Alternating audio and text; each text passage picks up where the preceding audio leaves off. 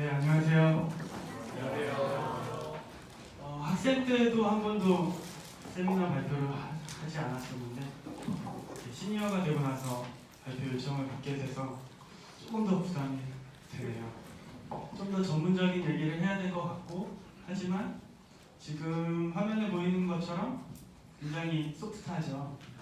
내가 사는 도시, 내가 살고 싶은 집, 굉장히 좀 부드럽게 또 알기 쉽게 어떻게 하면 제가 잘할 수 있는 걸 얘기할 수 있을까라는 고민을 좀 많이 해봤고요. 제 소개를 먼저 하자면, 일단 저는 중앙대학교 건축학과를 졸업을 했고요. 차세대 리더 vs 11기입니다. 그래서 03학번으로 입학을 했고, 그리고 지금은 그리고 나서 이제 대학원 때 도시 설계 쪽을 전공을 했습니다. 그래서 경관계 이런 쪽을 많이 전공을 했고요. 그 실무를 좀 쌓았고, 그다음에 도시 쪽을 전공을 했지만 그래도 설계 쪽, 건축 설계를 좀 하고 싶어서 규모가 좀 있는 공동주택 그 설계를 하는 회사에 들어가서 공동주택 설계를 좀 5년 정도 했습니다. 여러분 다 뭐 집에 살고 있죠? 집에 안 사는 분 없죠? 공동주택, 아파트에 또 대부분 많이 살고 있을 거라 생각을 해요. 근데 5년 정도 공동주택을 좀 설계를 하다 보니까 아파트에 대한 좀 안 좋은 생각들이 좀 많이 회의감이 좀 생겨서 현재는 지금 3명이서 공동으로 창업을 해서 설계사무소를 운영을 하고 있습니다. 그래서 설계사무소 이름은 H2L이고요. 3명의 성을 따서 H2명, L1명이라는 이름으로 지금 H2L이라는 사무소를 운영을 하고 있고요. 한번 네이버 검색해보시면 걸그룹이 제일 먼저 뜰 거예요. H2L 걸그룹이 작년에 생겼더라고요. 근데 저희가 먼저예요. 저희가 한 3년 전에 했기 때문에. 근데 걸그룹은 좀 망해서 안타깝게도 저희는 좀 안 망하도록 열심히 하고 있습니다. 네. 그래서 저는 건축, 도시, 공동주택, 소규모, 일반 건축물 전부 경험을 좀 두루두루 했기 때문에 제가 이제 서울에 대한 공간에 대한 얘기, 그리고 아파트에 대한 공간에 대한 얘기, 그리고 현재 우리 도시에서 진행되고 있는 도시 재생에 대한 얘기, 그리고 중간 규모의 건축물에 대해서 차근차근 좀 설명을 하도록 하겠습니다. 좀 양이 많아요. 그래서 좀 빨리 설명할 수도 있을 것 같아요. 네. 일단 우리가 사는 도시에 대해서 한번 볼게요. 대부분 서울에 살고 있으니까 서울에 대해서 좀 얘기를 먼저 하자면, 서울하면 떠오르는 곳이 혹시 뭐가 있을까요? 서울하면 강남이요? 그렇죠. 강남 있죠. 강남 있고 또 사람이 많죠. 제가 하고 싶은 얘기를 다 먼저 하시네요. 서울하면 뭐 좀 찾아보면 뭐 그런 설문지도 있어요. 뭐 남산이라든지 청계천이라든지 약간 장소적인 느낌을 대답들을 많이 하시더라고요. 그래서 장소가 사실 주는 이미지도 좀 임팩트가 있고 해서 서울하면 떠오르는 것들이 굉장히 많죠. 뉴욕타임즈 2010년이긴 하지만 올해 꼭 가봐야 될 도시 중에 3위로 서울이 꼽혔어요. 그래서 도쿄는 잊어라, 이제 서울로 가자 라는 얘기로 2010년 뉴욕타임즈에 선정이 되는 반면에 론리플래닛의 최악의 도시로 3위로 또 서울이 선정이 됐습니다. 여기에서 저도 공범이죠. 아파트를 5년 동안 설계를 했으니까 획일적인 아파트에 대한 안 좋은 이미지도 분명 서울이 갖고 있는 이미지라고 생각을 합니다. 그래서 한번 서울은 그럼 어떤 곳인가 한번 쭉 왜 그러면 아파트가 이렇게 많아질 수밖에 없었는지 그런 사회적인 그리고 정책적인 그런 얘기를 잠깐 좀 해보고요. 서울하면 뭐 600년 도시, 수도로서 600년 도시 서울 뭐 이렇게 말을 하잖아요. 과연 요 말이 맞을까라는 생각을 좀 한번 해보게 됐어요. 그래서 서울의 특징들을 한번 조사를 하고 공부를 좀 해보니까 서울은 복잡하다. 그쵸? 아까 사람이 많다 뭐 이런 얘기를 하면서 복잡하다라는 얘기를 할 수 있죠. 굉장히 복잡하죠. 러시아어 때. 복잡한 이유 중에 하나가 이제 도시 한양을 세울 때 처음에 경복궁을 필두로 해서 광화문, 육조거리 이런 식의 도시 구조가 형성이 됐는데요. 처음에는 중국의 장안이라는 성을 본따서 그런 원칙들을 좀 녹여내면서 그 한양을 세웠는데요. 장안은 엄격한 격자 도시예요. 근데 우리나라 서울은 북조거리를 통해서 그 시전이 형성이 되고요. 시전이 형성이 된 그 병풍의 역할을 하는 건물들 안쪽에는 굉장히 복잡한 주거 공간들이 형성이 됐어요. 그래서 저희는 그 중국의 장안을 좀 따라서 도시 구조를 형성을 했지만 그 내부적으로 들어가면 굉장히 특이한 복잡한 도시 구조를 형성하고 있다라고 알 수가 있고요. 지금도 그 종로 여기 YMCA 건물인데 이 안쪽 혈이 들어가면 이렇게 피막골이라는 그런 복잡한 구조의 모습들을 볼 수 있고요. 뉴욕이나 이런 그 대도시를 가보면 이렇게 격자형의 도시들이 그 안쪽 혀까지도 이렇게 형성이 되고 있는 모습들을 볼 수 있는데 그 반면에 우리의 도시 구조는 그런 메인 가로들 사이 넘어서는 좀 복잡한 도시 구조를 형성하고 있다. 강남도 비슷하죠. 강남의 대로변에 있는 높은 건물들 안쪽 혀에는 다세대 다가구 건물들이 굉장히 많죠. 그리고 우리나라 도시의 도시는 급격히 팽창을 했죠. 1960년대 마포 아파트 최초형 단지형 아파트 뭐 60년대부터 계속 이렇게 이미지들을 볼 건데요. 아파트라는 단어들이 굉장히 많이 나오게 돼요. 왜냐하면 그 다음 세 번째 특징에서도 인구에 대한 얘기를 할 건데요. 그 아파트에 대한 얘기들이 많이 나오게 됩니다. 1970년대는 강남을 개발을 하는 계획이 세워져서 지금의 강남이 형성이 됐죠. 그 이전에는 뭐 논밭이었죠. 뭐 이미지를 찾다 보니까 강남의 모델하우스 이런 이미지들도 있었는데 이런 그 허허 벌판에 이렇게 요즘에 우리 모델하우스 막 찾아보잖아요. 가보고 구경도 하고 하는데 강남 허허 벌판에 여기에 뭐 논밭 같은데 편만을 세워서 여기 방 이렇게 한 모델하우스 이미지들도 있더라고요. 그래서 한 70년대 전부터 이제 강남이 개발되기 시작했고요.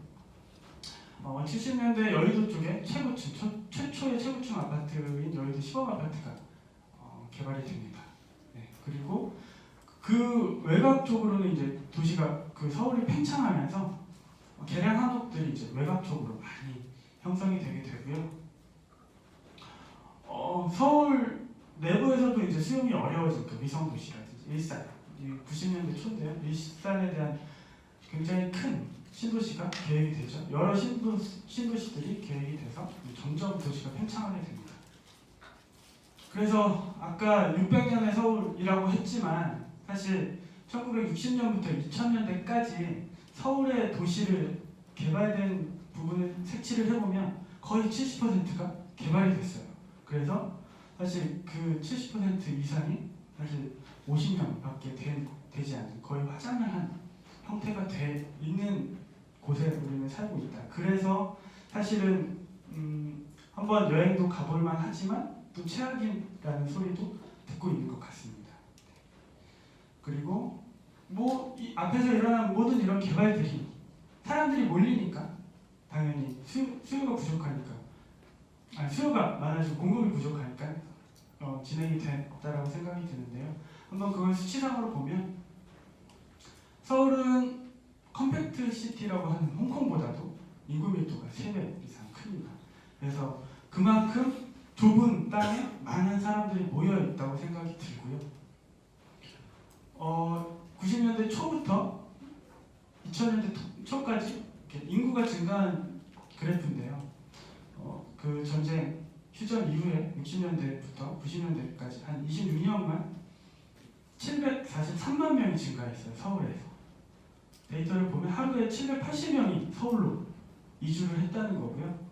그러면 아파트 한 동에 뭐 한 20층짜리 아파트 한 동에 뭐 4, 5조합이라고 하면은 80세대가 살죠. 80세대가 4인 가구 기준으로 하면 300명밖에 안 돼요. 하루에 아파트 2채가 지어져야 되는 그런 속도의 시대에 우리는 살았죠. 그래서 지금 뭐 우리가 태어났을 이 시기에도 여전히 속도의 시대였고 2000년대가 이제 1900년대가 지나면서 차츰 지금은 조금씩은 더 이상은 증가하지 않는 그런 상황에 저희는 살고 있습니다. 그럼에도 불구하고 그렇게 아파트를 막 하루에 2동씩 지어야 되는 그런 20몇 년 동안 매일매일 2동씩 지어야 되는 그런 상황 속에서 그럼 우리나라의 건축 밀도는 어땠을까? 좀 살펴보면 한 필지가 한 80평 정도 돼요. 아파트 한 동에 들어서기 좀 힘들죠.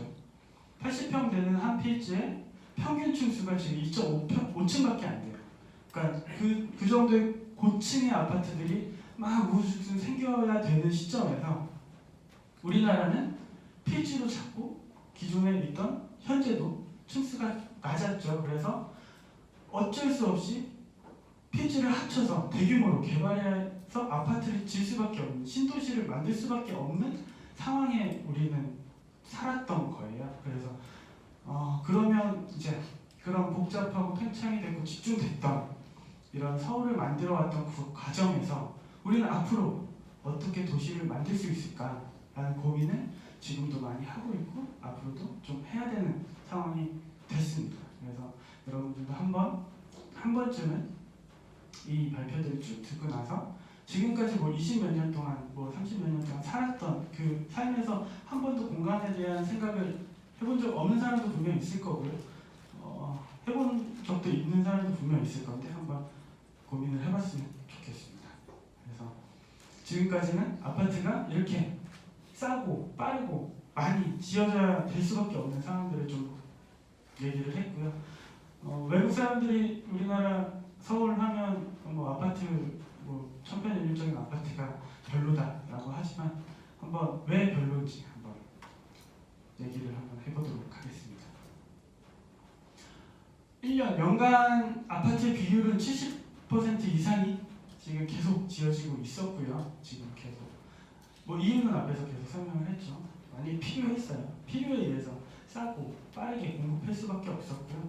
지금도 재작년 기준으로 통계청에 나온 자료가 재작년까지 나와 있더라고요.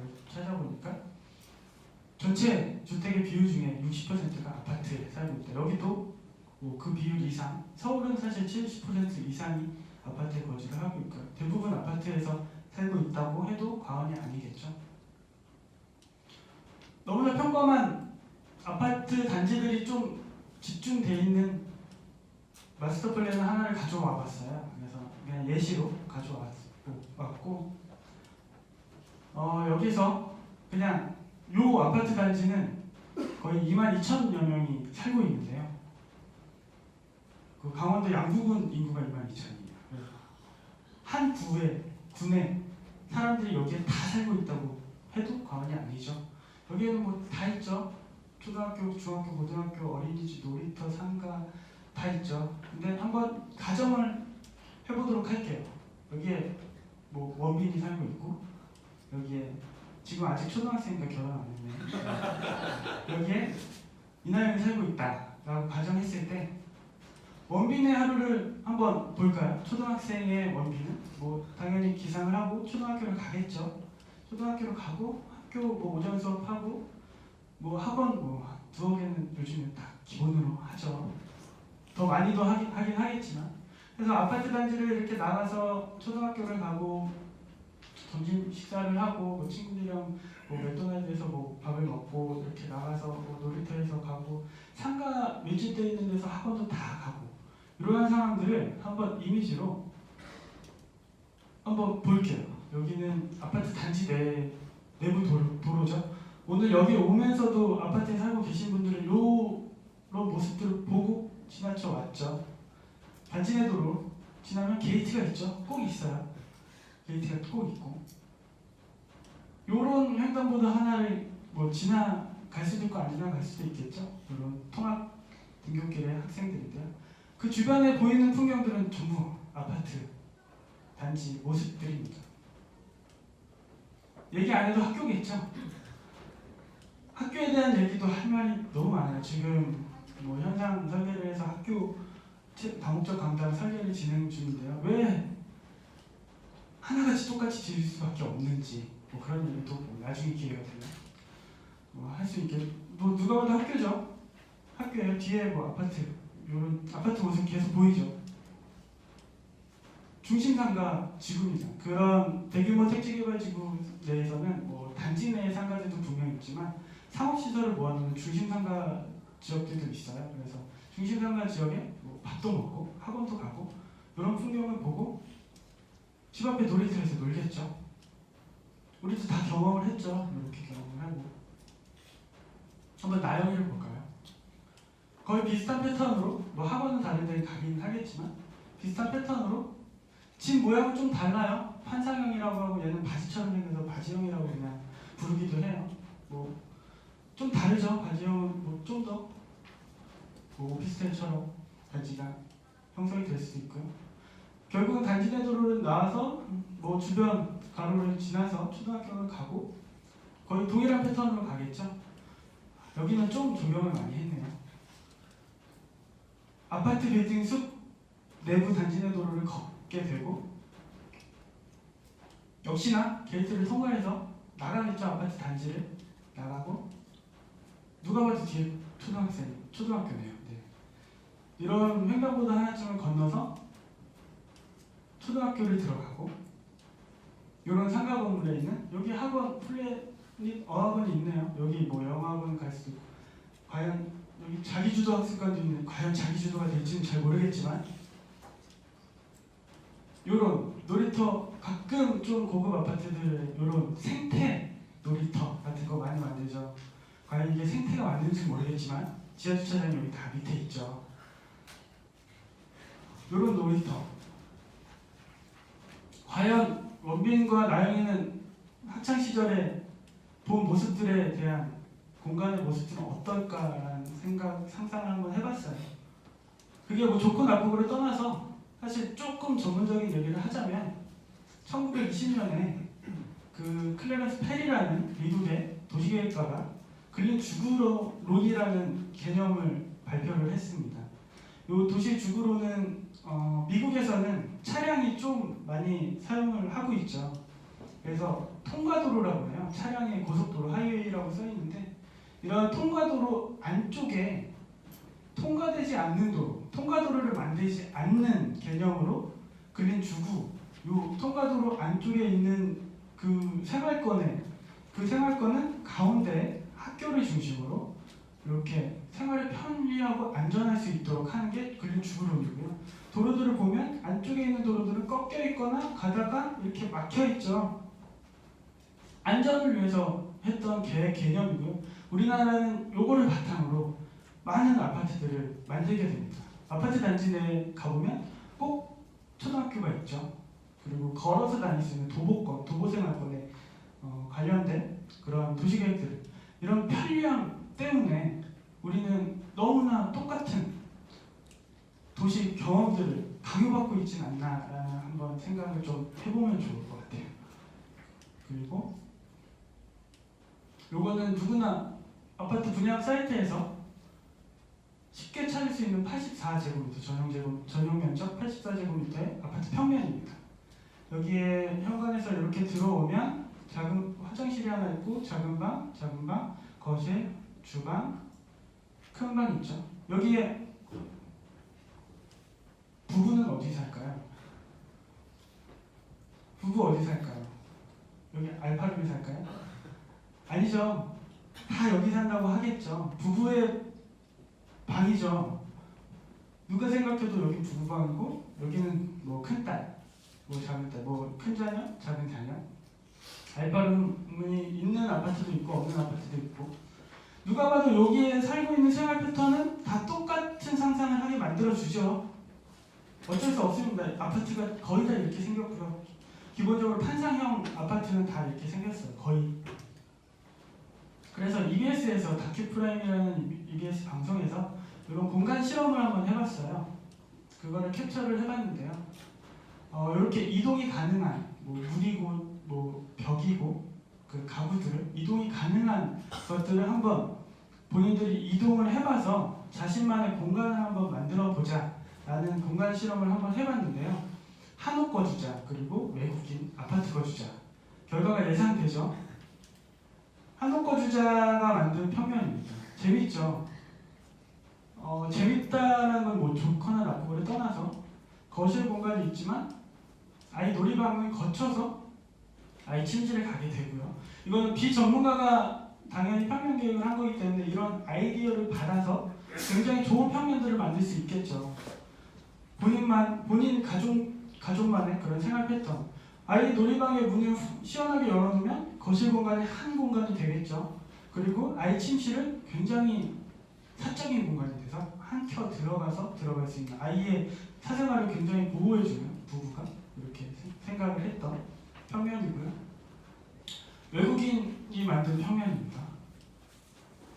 우리는 되게 쓸데없다고 생각할 수 있는 이 복도 공간을 통해서 사적인 공간과 공적인 공간을 나눠놨습니다. 그리고 문 위치도 되게 세심해요.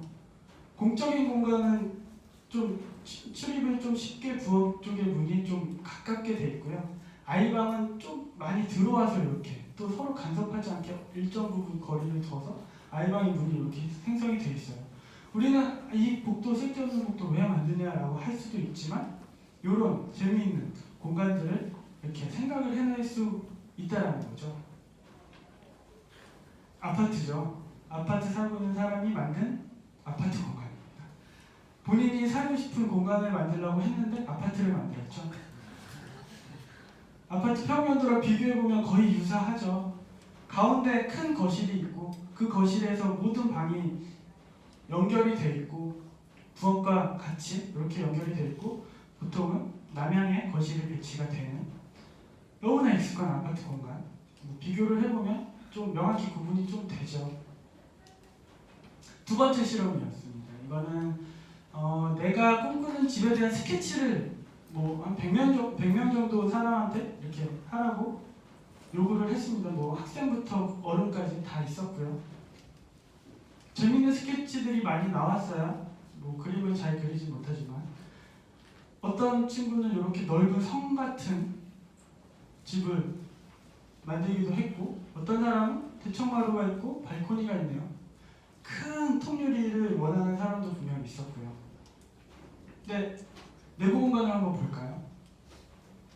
이렇게 진입도로가 있고 양쪽에 뭐 논인지 밭인지 조경이 있고 이렇게 약간 박공의 3층집의 평면 아파트입니다. 그쵸? 거실에 주방이 연결되어 있고 방이 연결되어 있는 여기도 단독주택이고 옥상층에 이렇게 다락이 있고 뭔가 다락 같은 느낌의 공간이 있고 살고 싶은 집이라고 써놓고 연못과 계집도 있는데 거실을 가운데 두고 모든 공간 구획들이 이렇게 둘러싸고 있는 전형적인 아파트의 형태죠. 세 번째도 역시나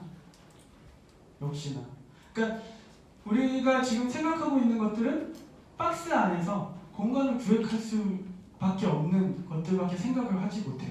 왜 집이 1점 길면 안 될까? 왜 니은자로 꺾이면 안 될까? 디귿자는 왜 안 되지? 미음자라서 가운데 중정이 있으면 꼭 가운데 거실이 있어야 되나? 가운데 외부 공간이 있을 수도 있죠.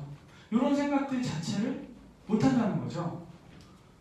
우리가 너무나 익숙함 속에서 이런 같은 공간 경험을 반복적으로 강요받고 있지는 않나라는 생각이 조금은 들게 되더라고요. 그래서 아까 그런 일률적인 도시 공간, 일률적인 주거 공간에서 과연 우리는 지금 어떻게 성장하고 있었고 앞으로도 우리 자녀, 뭐 나중에 결혼해서 그런 자녀들은 또 어떻게 성장할 거며 이런 것들에 대한 고민을 한 번쯤은 해보면 좋지 않을까라는 생각으로 이렇게 좀 가져와 봤고요. 그리고 지금 요거는 우리나라에서 시도되고 있는 도시 재생에 대한 얘기들을 조금은 하려고 합니다. 이전까지는 우리는 속도의 시대를 계속 살았기 때문에 은평뉴타운의 옛날 모습과 뭐 마스터 플랜 계획 아닌데요. 이런 공간을 싹 다 밀어버리고 이렇게 아파트 단지 내 분명 여기에 초등학교 어딘가에 있고 그런 삶을 또 똑같이 누군가는 또 살게 되겠죠. 이런 가로 공간들을 이렇게 거닐다 보면 유럽에 되게 좁은 골목 가다가 광장이 있고 골목 가다가 광장이 있고 되게 다이나믹한 경험들을 할 수 있잖아요. 그런 경험들을 할 수 있는 공간임에도 불구하고 뭐 어쩔 수 없었어요. 열악한 주거 환경이 있었고 도시 기반 시설도 굉장히 부족했기 때문에 어쩔 수 없는 속도의 시대에 살았기 때문에 이런 모습들이 있었는데요. 2004년 그 뉴타운을 지정을 하면 그것은 무조건 전면 재개발이었거든요. 근데 뉴타운이 2002년부터 시작을 해서 2004년 정치적인 이유로 굉장히 많이 지정이 됐습니다. 서울에서도. 그래서 600개가 넘는 데가 됐고 이미 시행되는 부분도 많이 있고요.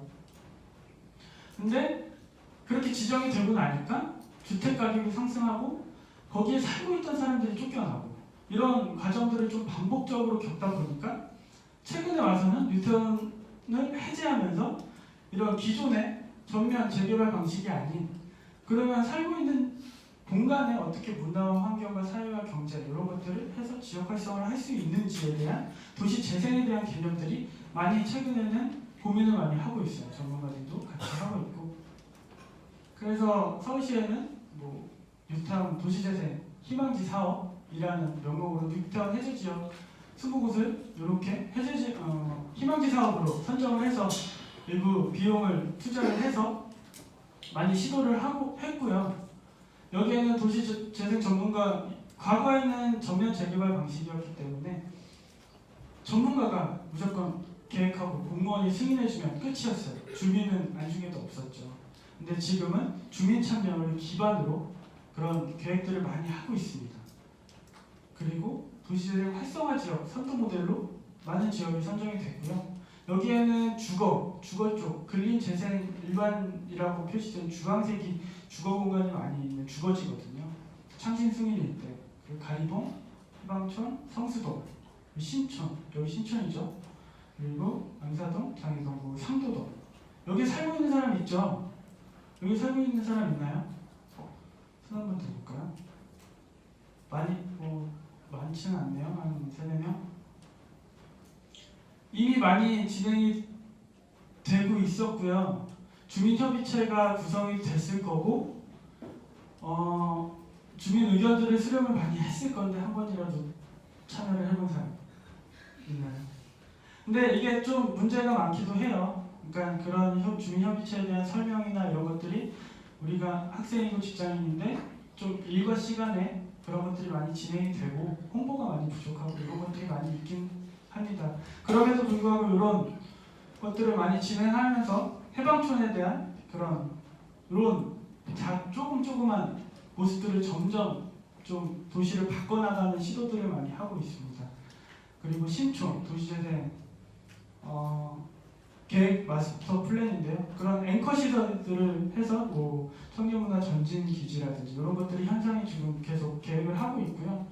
여기는 신촌은 특히나 청년 문화에 대한 걸 좀 지원을 하고 이런 것들을 많이 지원을 아낌없이 하고 있습니다. 만약에 관심 있는 사람들은 도시재생 센터라는 데를 찾아가 보면 학교 친한 선배가 거기 센터장에 앉아 있습니다. 거기에서 많은 지원을 받을 수 있고요. 이런 것들이 지금 우리 도심 내에서 한 번씩 차근차근씩 진행이 되고 있다. 그리고 요거는 성수동이죠.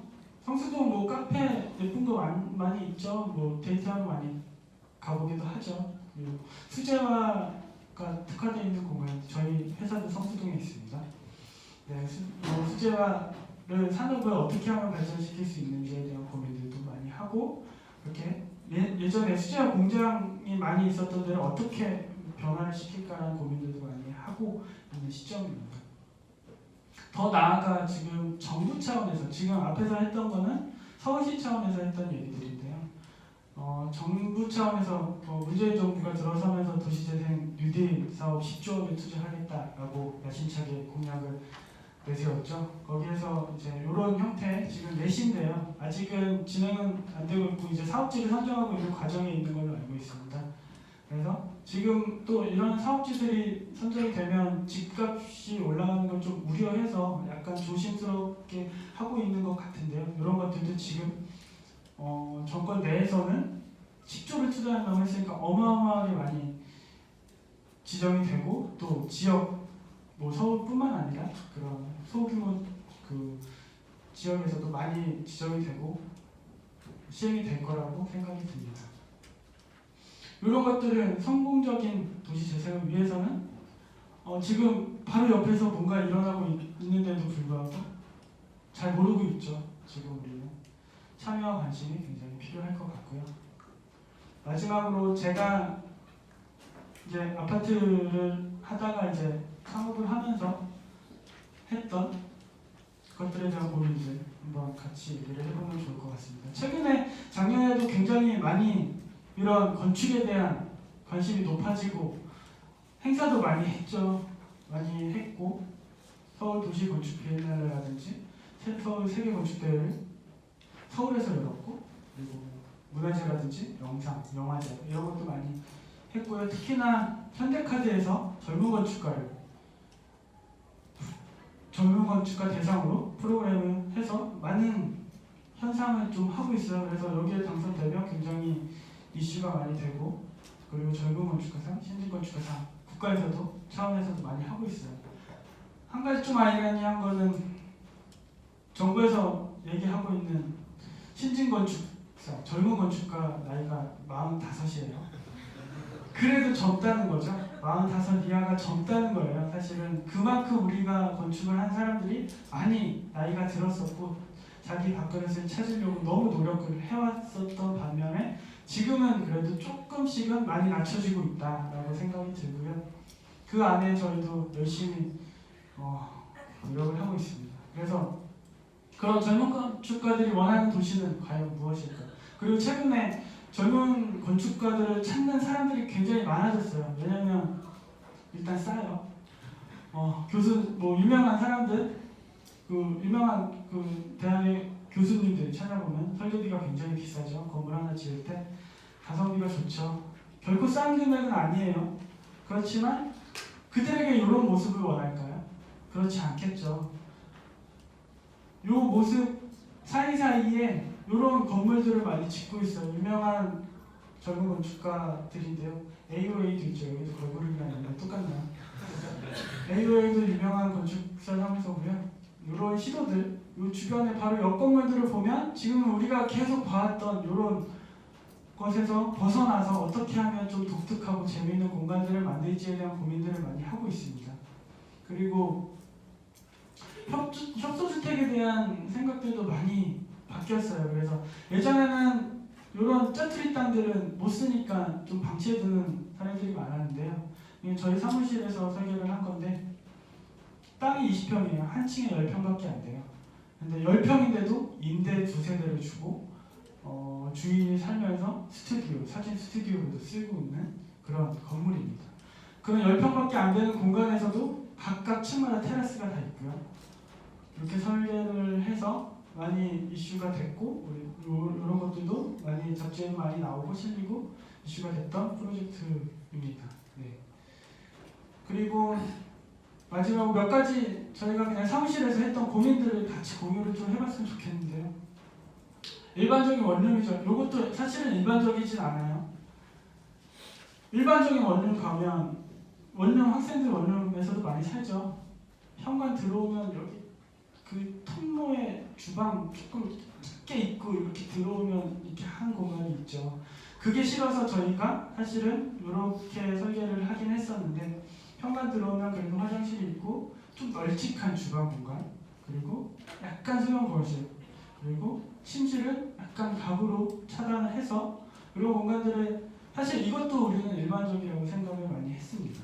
이런 반면에 가구들이 벽에 왜 다 붙어야 될까? 벽에 없이 안쪽으로 붙으면 순환적인 동선이 생길 텐데 이거는 어떤 느낌이 들까라는 고민의 시작에서 한번 이렇게 설계를 해봤고 비교를 해보면 여기는 화장실, 주방 각각 행위들이 일어나는 것들을 단절시켜놨죠.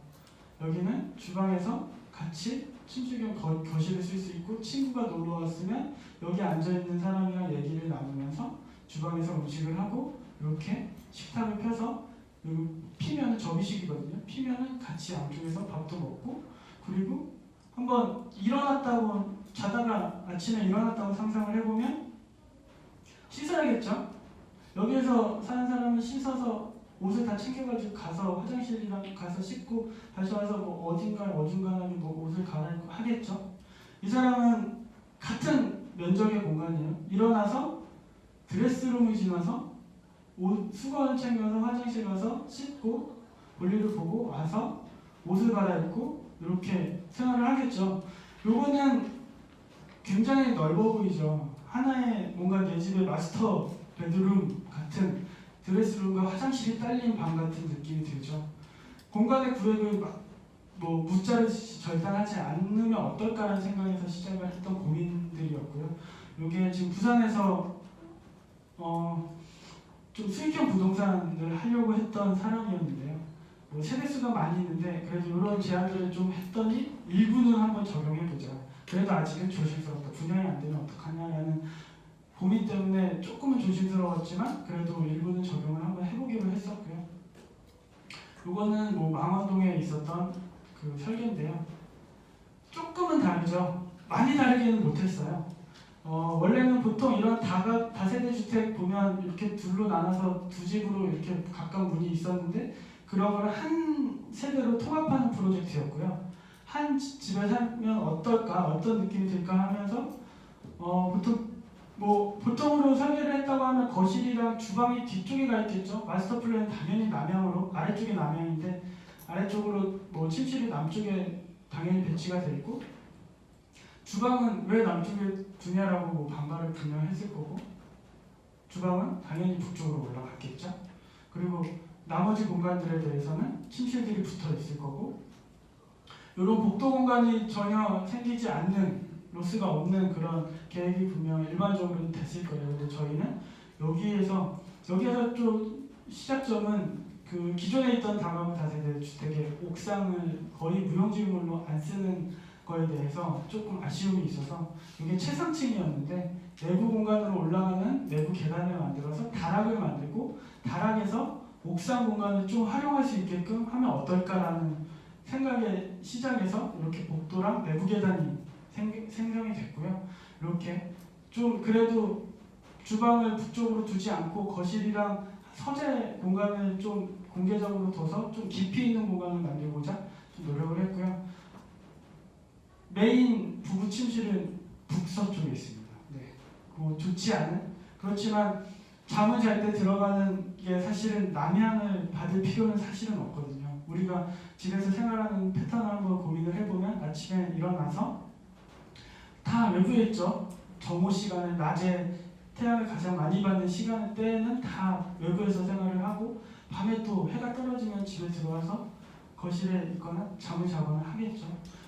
이 공간으로 내부 계단 올라오면 거실이랑 침실, 작은 침실이 있고 외부 공간에 이렇게 소통이 될 수 있게 그리고 각각 애완견을 뭐 3마리 정도 키우는데요. 애완견 공간까지 좀 디테일하게 마련을 해봤습니다. 그래서 옥상의 공간 그리고 옥상에서 이렇게 나올 수 있는 공간 그리고 애완견들이 이렇게 들어갈 수 있는 공간들 깊이 있는 그 공용 공간들 그런 고민들을 많이 했었고요. 젊은 건축가들이 아직도 이런 고민들도 많이 하고 천편일률적인 공간이 아닌 그런 공간들 많이 만들려고 노력을 하고 있다고 그리고 어딘가에서는 또 도시 재생이 또 진행되고 있다고 그런 것들을 좀 알아주셨으면 좋을 것 같고요. 이상으로 발표를 마치면서 내가 살고 싶은 집은 과연 어떤 모습일지 한번 같이 고민을 해본 시간이었으면 좋겠습니다. 네, 감사합니다.